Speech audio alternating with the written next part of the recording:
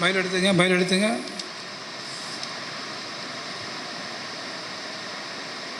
இப்போ அந்த தலைப்பை தாண்டி வந்துட்டோம். இப்போ இன்றைக்கி மேகத்தை குறித்து தியானிச்சு வர்றோம். மேகம் வந்து மிக முக்கியமானது. யாத்திரா புஸ்தகம் 24ஆம் அதிகாரம் 16ஆம் வசனம் வாசிங்க. யாத்திராம் 24:16. கர்த்தருடைய மகிமை சீனாய் மலையின் மேல் தங்கி இருந்தது. மேகம் 6 நாள் அதை மூடி இருந்தது. 7ஆம் நாளில் அவர் மேகத்தின் நடுவிலிருந்து மோசேயை கூப்பிட்டார். மேகத்தின் நடுவிலிருந்து அவர் பேசினார். மேகத்தின் நடுவிலிருந்து கூப்பிட்டார். மேகம் நல்லா கவனிங்க, மறந்துடவே கூடாது. நான் கொரியாவுக்கு போயிருக்கும்போது, கொரியாவில் அவங்க பெரிய சபை, மேகத்தை பார்த்தா தான் அவங்க ப்ரேயரை ஆரம்பிப்பாங்க. அப்போ சியோல் பட்டணம் பெரிய அது கேபிட்டல் கொரியாவில், அவங்க இன்றைக்கி கூட அது மேகத்தை பார்க்குறாங்க. அப்போ நான் என்ன அப்படின்னா, மேகம் வந்து பரிசுத்த ஆவிக்கு அடையாளம். அல்லேலூயா. ஆமாம், மேகம் வரணும் எங்களுக்கு. அதே மாதிரி மேகம் வருது அவங்களுக்கு. வச்சு அழகாக நடத்திட்டு போகிறாங்க. அப்போ நம்ம நல்லா தெரிஞ்சுக்கணும், மேகம் வந்து நமக்கு ஒரு அடையாளத்தை காட்டுது. இப்போ பாஸுக்கு ஒரு அடையாளம், இந்த பக்கம்லாம் முடி நரைச்சிருக்கும் அடையாளம் சொல்லுவாங்க. இந்த சொட்டையாக இருக்கும் அடையாளம் இன்னும் தானே உங்களுக்கு. ஆமாம், ஒரு அடையாளம். தொப்பையாக இருப்பாங்க ஒரு அடையாளம். ஆளாளுக்கு ஒரு அடையாளம் வச்சுருக்கோம். ஒவ்வொருத்தருக்கும் அடையாளம் காட்டி கொடுக்குறதுக்கு இப்படிப்பட்டதான் இவங்க தான். அவங்க பேர் இருக்குது, அவங்களுக்கு எல்லாமே இருக்குது. ஆனால் ஏதாவது ஒரு சிக்னல், ஏதாவது ஒரு சிம்பிள் இருக்குது, அதை தான் அடையாளமாக காட்டுறாங்க. புரியுதா உங்களுக்கு? எம்ஜிஆர் இருக்குன்னா எம்ஜிஆர் ரெட்டலை அது இப்படின்ட்டு வருவார். எங்கே பார்த்தாலும் என்ன செய்வார், இப்படின்ட்டு வருவார். அப்போ ஒவ்வொருத்தருக்கும் ஒவ்வொரு அடையாளம் இருக்குது. அவங்களுக்கு அவங்க பர்சனாலிட்டி இருக்குது, அவங்க பேர் இருக்குது, பட்டம் இருக்குது, பதவி இருக்குது, படிப்பு இருக்குது. ஆனால் இது இல்லாமல் ஒன்று இருக்குது, அடையாளம் ஒன்று. அல்லேலூயா. அதான் பரிசுத்த ஆவியானவருக்கு நிறைய அடையாளம் இருக்குது. அதில் ஒரு அடையாளம் மேகம். ஒரு அடையாளம் மேகம். மேகத்தை நீங்கள் எத்தனை பேர் பார்த்துருக்கீங்க? எல்லாம் பார்த்துருக்கீங்கல்ல. காலையில் மேகம் இருக்கும், சாயங்காலம் மேகம் இருக்கும். மேகத்தை வந்து ரதமாக அனுபவிச்சிருக்க. மேகம் வந்து ஒரு மனுஷனுடைய பிரயாணத்தை வாய்க்க பண்ணும். மேகம் வந்து இருந்தால் தான் நமக்கு நிழலே தரும். Under the shade of the cloud. மேகத்துக்கு கீழே பயங்கர வெயில் அடிக்குது, பயங்கரமான வெயில். அந்த வெயிலுக்கு நம்ம எங்கே ஓடி தப்பிக்க முடியும்? அந்த நேரத்தில் ஒரு மேகம் வரும். இல்லை சொல்லுங்கள், அந்த நேரத்தில் ஒரு மேகம் வரும் பாருங்க. மேகம் வந்தால் அப்பாடி பெரிய இழைப்பாக இருக்குது. இந்த வெயில் அந்த வெக்கையை அப்படியே நிப்பாட்டுது மேகம். அல்ல சொல்லுங்கள், உங்களுக்கு வர ஆபத்து, உங்களுக்கு வர கஷ்டத்தையும் கூட அப்படியே நிப்பாட்டு வர ஆவியானவர். சரியா? இப்போ வாசிங்க.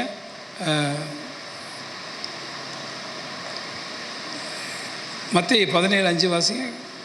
மத்தேயு 17:5. அவர் பேசுகையில், இதோ ஒளியுள்ள ஒரு மேகம் அவர்கள் மேல் நிழலிட்டது. இவர் என்னுடைய நேசகுமாரன், இவரில் பிரியமாய் இருக்கிறேன், இவருக்கு செவி கொடுங்கள் என்று அந்த மேகத்திலிருந்து ஒரு சத்தம் உண்டாயிற்று. மேகத்திலிருந்து யார் சத்தம் போட்டது? பரிசுத்த ஆவியானவர். அல்லேலூயா. யாத்திரா 16:10. யாத்திரா புஸ்தகம் 16ஆம் அதிகாரம் 10ஆம் வசனம்.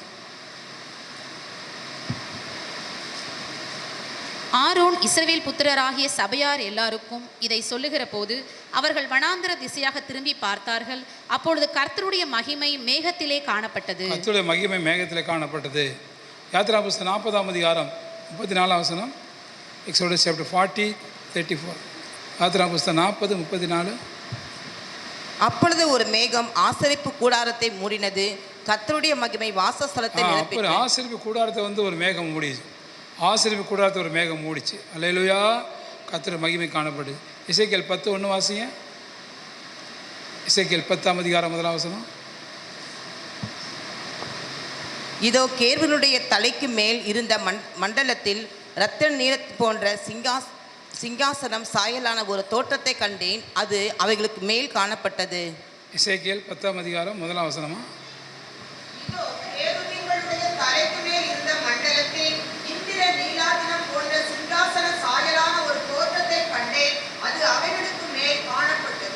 ஆமென். 1 ராஜாக்கள் 8:11 வாசிங்க. ஒன்று ராஜாக்கள் 8:11. 1 ராஜாக்கள் 8:11. மேகத்து நிமித்தம் ஆசாரியர்கள் ஊழியம் செய்ததற்கு நிற்கக்கூடாமல் போயிற்று. ஆமாம், மேகத்து நிமித்தம் ஆசாரியர்கள் ஊழியம் செய்து நிற்கக்கூடாமல் போயிட்டு அவ்வளோ பயங்கரமாக இருந்தது. அதாவது நீங்கள் எல்லாம் பரிசுத்தா பேர்த்தா நிற்க முடியுதா? கீழே உருள்றீங்க பிறல்றீங்க. அல்லேலூயா. மறுபடியும் வாசிங்க அந்த 8:11. மேகத்தின் நிமித்தம் ஆசாரியர்கள் ஊழியம் செய்வதற்கு நிற்க கூடாமற் போயிற்று. மேகத்தின் நிமித்தம் ஆசாரியர்கள் ஊழியம் செய்து நிற்க முடியாமல் போயிட்டு. இப்போ நீங்கள் நிற்கிறீங்க அப்படின்னா உங்கள் மேலே அபிஷேகம் இல்லைன்னு அர்த்தம். ஏற்கனவே அபிஷேகம் பெற்றால் பரவாயில்ல, முத அபிஷேகம் பெறுறீங்கன்னா அந்த நேரம் நிற்கவே முடியாது. அல்லேலூயா. ஆமாம், அந்த அளவுக்கு வல்லமையானது அந்த பரிசுத்த அபிஷேகம். உங்களுக்கு அது மாதிரி தான் ஆவியான கொடுத்து இறங்கி உங்களுக்கு அபிஷேகத்தை தர்றார். வாசிங்க 2 நாளாகமம் புஸ்தகம் 5ஆம் அதிகாரம் 14. பைபிள் எடுங்க மக்களே, பைபிள் இருக்க பைபிள் பார்த்து பைபிள் எடுங்க. பைபிள் எடுத்து சுமதிட்டு வாங்கிக்கோங்க. ஸோ பைபிள் இல்லாதவங்களுக்கு பைபிள் கொடுமா. பைபிள் இல்லாமல் சும்மா என்ன மூஞ்சி பார்த்துட்டு இருக்குது. அந்த மேகத்தின் நிமித்தம் ஆசாரியர்கள் ஊழியம் செய்து நிற்க கூடாமற் போயிற்று. அல்லேலூயா. அப்போ நல்ல கவனிங்க, மேகம் வரணும். எல்லாம் மேகத்துக்கு கீழே இருந்தார்கள், மேகத்தில் விழுந்தாங்க. அதுதான் பரிசுத்த ஆவியான மேகம். சரியா? சரி, மேகத்தின் அந்த அந்த சிம்டம்ஸ் என்ன செய்யுது? என்னாகமோ 9:17 வாசிங்க. 9:17 என்னாகமம் 9:17. Numbers chapter 9:17. மேகம் கூடாரத்திலிருந்து மேலே எழும்பும் போது இஸ்ரவேல் புத்திரர் பிரயாணம் பண்ணுவார்கள். மேகம் தங்கும் இடத்தில் இஸ்ரவேல் புத்திரர் பாளையம் இறங்குவார்கள். வழிநடத்து மேகம். அல்லேலூயா. கைட் பண்ணுது. மேகம் எழும்புனா இவங்க எழும்புவாங்க, மேகம் போனால் இவங்க போவாங்க. மேகம் தான் எல்லாம் பழைய ஏற்பாட்டில். அல்லேலூயா. அப்படின்னா மேகம் இல்லை, அது பரிசுத்த ஆவியானவர். மேகத்தின் வடிவில், மேகத்தின் ரூபத்தில் வந்துக்கிறார். சங்கீதம் 78:14 வாசிங்க. சங்கீதம் 78:14. பகலிலே மேகத்தினாலும் ரா முழுதும் அக்கினி வெளிச்சத்தினாலும் அவர்களை வழிநடத்தினார். அதுல மேகஸ்தம்பம் மேலே இருந்து பாதுகாக்குது, பாதை காட்ட பகல் எல்லாம் கூட வருது. அன்பான தேவன் என்னோடு வருவார், அதுபோதும் என்பார். அல்லேலூயா.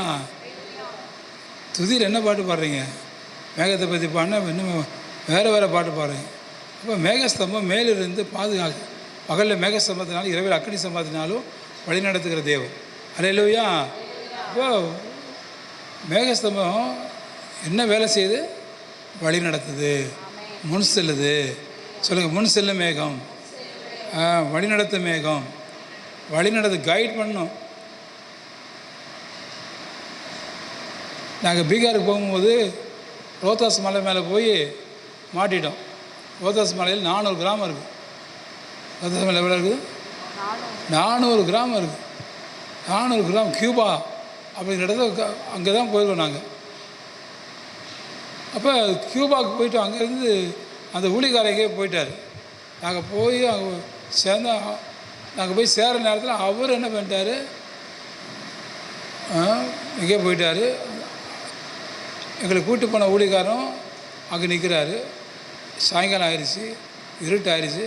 நாங்களே என்ன செய்வோம், சர்ச்சுக்குள்ளே போய் ஜெபம் பண்ணிவிட்டு திரும்ப வரணும். திரும்ப வரணுன்னா போகும்போது வெளிச்சம் இருந்துச்சு, பரவ போயிட்டோம். சாயங்காலம் இருட்டாயிருச்சு, எப்படி வர முடியும்? லைட்டும் இல்லை, ஸ்ட்ரீட் லைட் இல்லை, கரண்ட்டே இல்லாமல் 400 கிராமம் இருக்குது. எங்கே பீகாரில் சொல்லுங்கள், பீகாரில் ரோத்தாஸ் மலையில் கியூபாவில் 400 கிராமம், ஒரு ஸ்ட்ரீட் லைட்டோ ஒரு லைட்டோ கிடையாது. இப்போ நாங்கள் எப்படி திரும்ப வருவோம்? அல்லேலூயா. நாங்கள் புறப்பட்ட இடத்துக்கு திரும்ப வரணும். அந்த ஊழிக்காரங்க இல்லை. அந்த எங்கே போனார் என்ன தெரியல. இவர் எங்களை கூட்டி போன ஊழிக்காரன் விழிக்கிறார், என்ன இப்படி இருந்தாலும் இங்கே போயிட்டான் அப்படின்ட்டு. சரி, இருட்டாயிருச்சு. திரும்ப நம்ம புறப்பட்ட இடத்துக்கு போகணும்.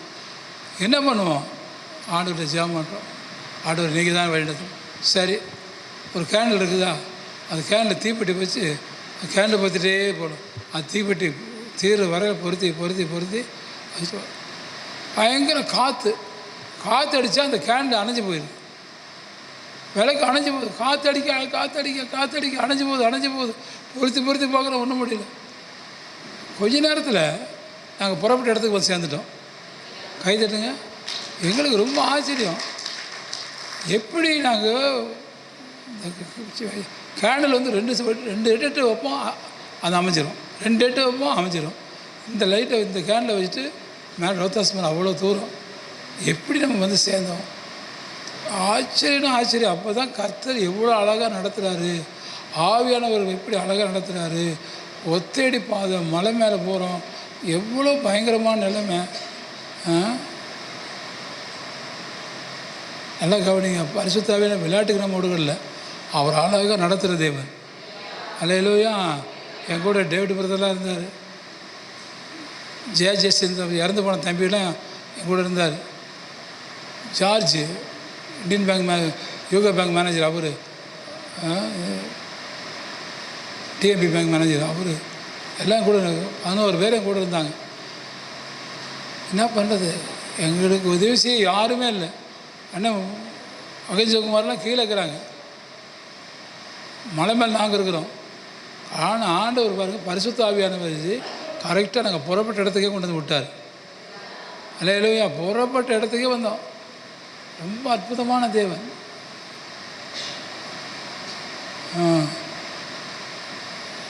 ஒருத்தருக்கு தமிழும் தெரியாது, யார்ட்டையும் வழி கேட்கவும் முடியாது. நாங்கள் எங்களுக்கு தமிழ் மட்டும் தெரியும், அவங்களுக்கு எல்லாமே போஜ்புரி, மைத்திரி, அந்த மாதிரி ஹிந்தி, இது அவங்களுக்கு தெரியும். யாருக்கு? அந்த ரோத்தாஸ் மலையில் இருக்கிறவங்களுக்கு. யார்கிட்ட போய் வழி கேட்பீங்க? செய்கை தான் கேட்கணும். செய்கையில் புரிய வைக்க முடியாது. நாங்கள் புறப்பட்ட இடத்த எங்களுக்கு என்ன சொல்கிற? அல்லேலூயா. ஆனால் பரிசுத்த ஆவியானவர் அழகாக வழி நடத்தினார்.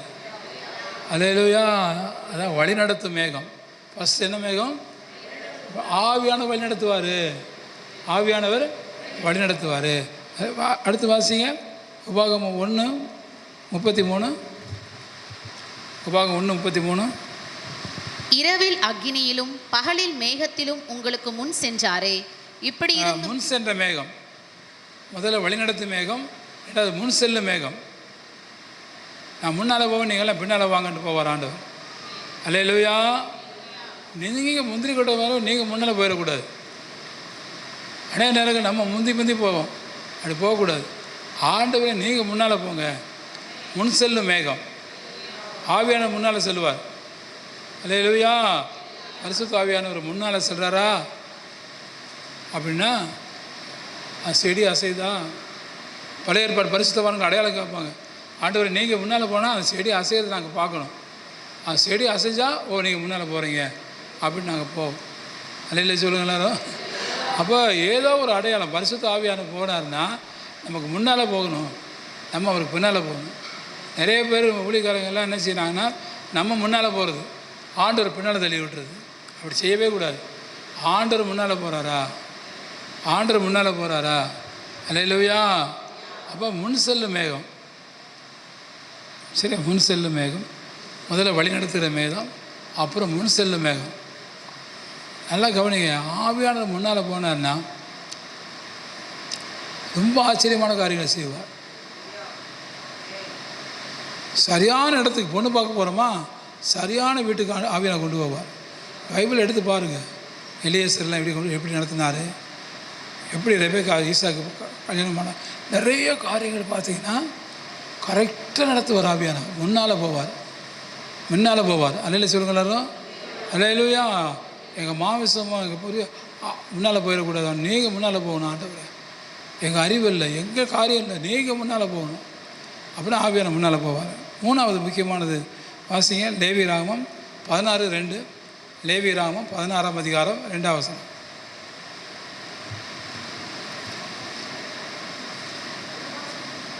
கிருபாசனத்தின் மேல் ஒரு மேகத்தில் நான் காணப்படுவேன்.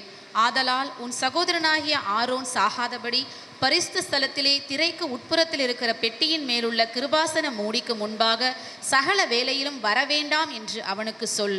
கர்த்தரை காண்பிக்கும் மேகம். கர்த்தரை காண்பிக்கும் மேகம். பிரதேச வாசிங்க. தேவலம் வாசிங்க. தேவலம் வாசிங்க. லேவியராகமம் 16:2.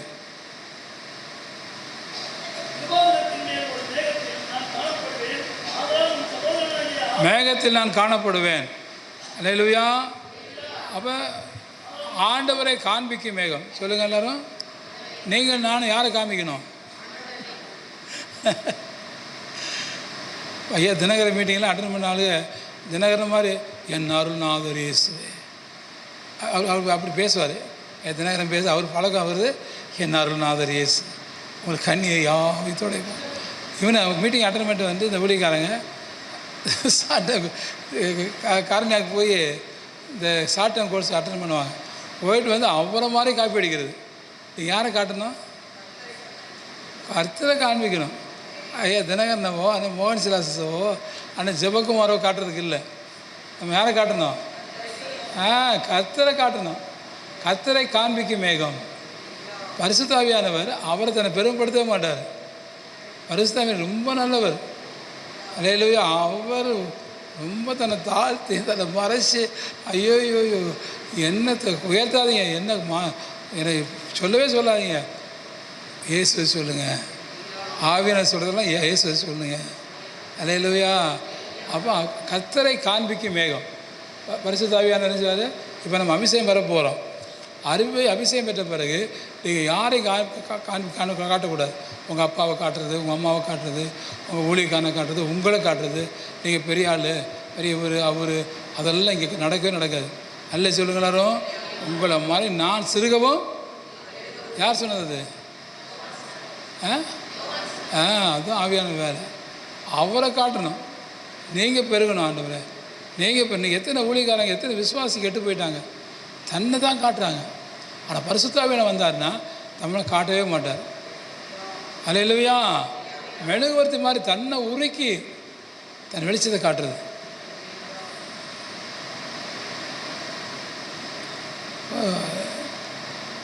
நம்ம வாழ்க்கையில் அந்த கிருபை ஆவியானவர் தருவார்.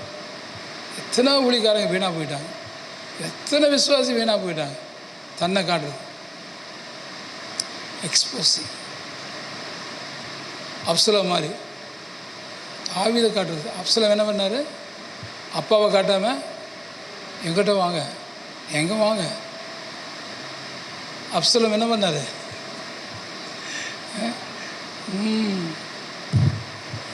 நீங்கள் அது மாதிரி தான் ஆண்டவர் செஞ்சுருப்பார்.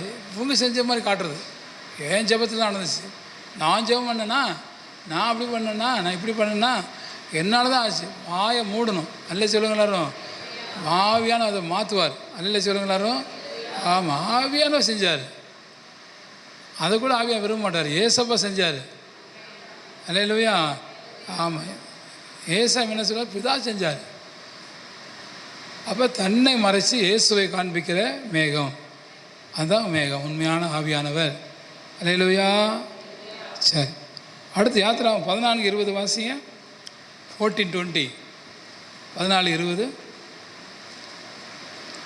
யாத்திரா 14:20. அது எகிப்தியரின் சேனையும் இஸ்ரவேலரின் சேனையும் ரா முழுதும் ஒன்றோடு ஒன்று சேராதபடி அவைகள் நடுவில் வந்தது. எகிப்தியருக்கு அது மேகமும் அந்தகாரமுமாய் இருந்தது, இஸ்ரவேலருக்கோ அது இரவை வெளிச்சமாக்கிற்று. நிறுத்து மேகம். சொல்லுங்க.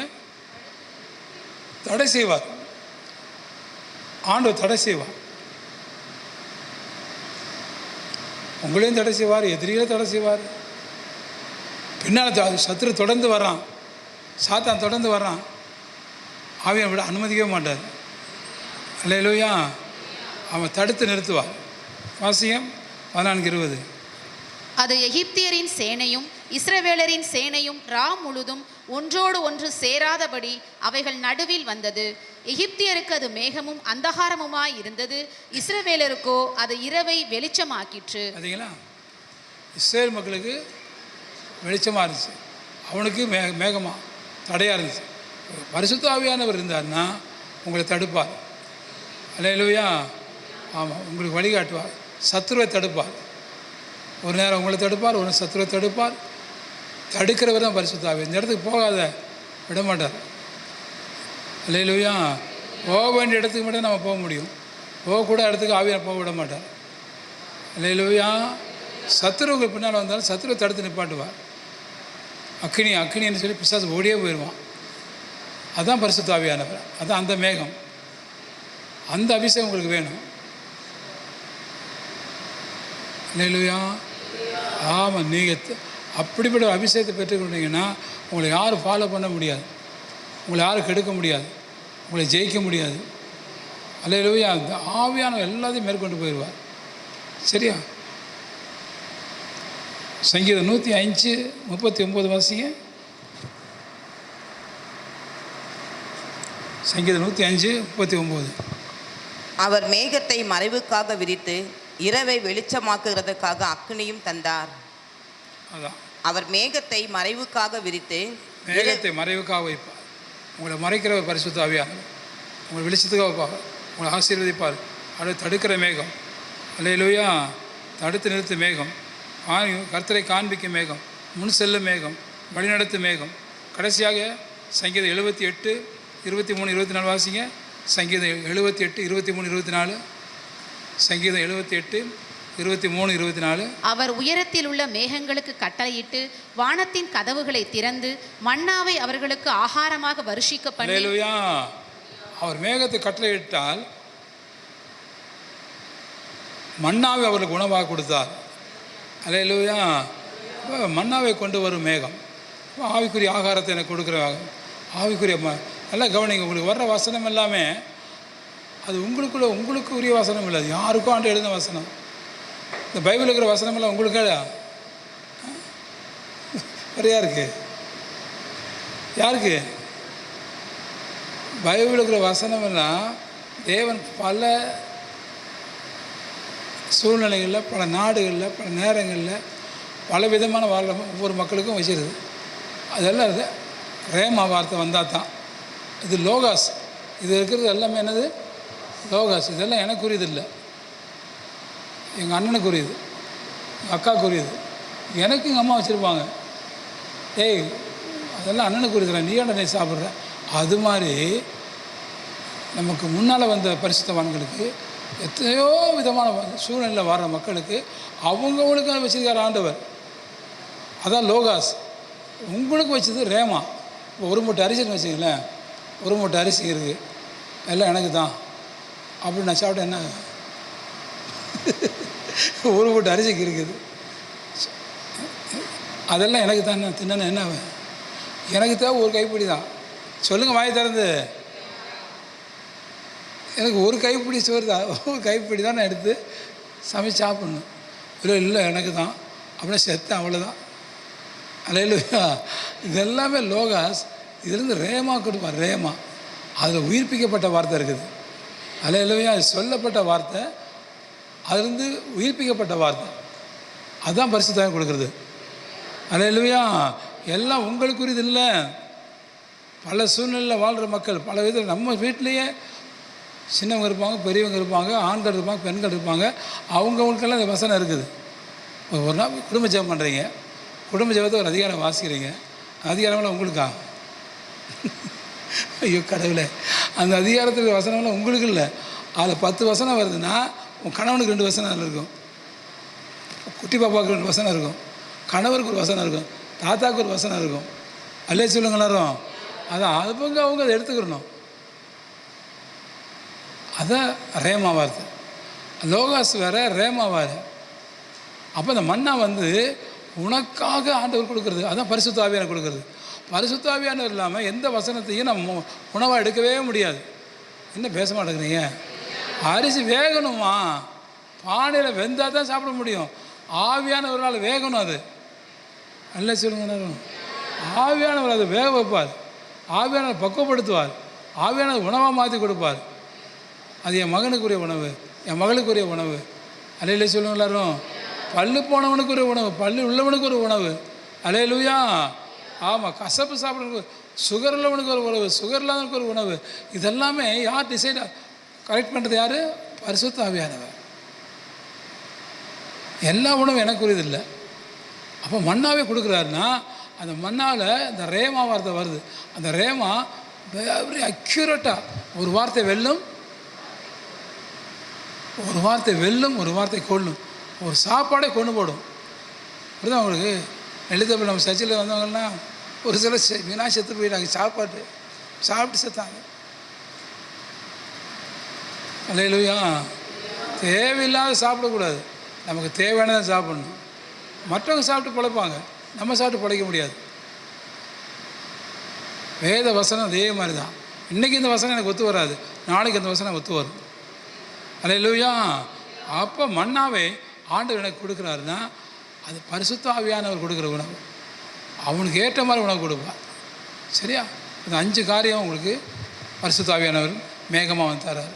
மேகம் முதல் என்னது? வழிநடத்து மேகம். 2வது முன் சென்ற மேகம். 3வது கர்த்தரை காண்பிக்கும் மேகம். 4வது தடுத்து நிறுத்து மேகம். 5வது மன்னாவை சொல்லுங்கள், மன்னாவை கொடுக்கும் மேகம். எல்லாம் ஏச்சு இல்லைங்க, எல்லாம் எழுமுங்க.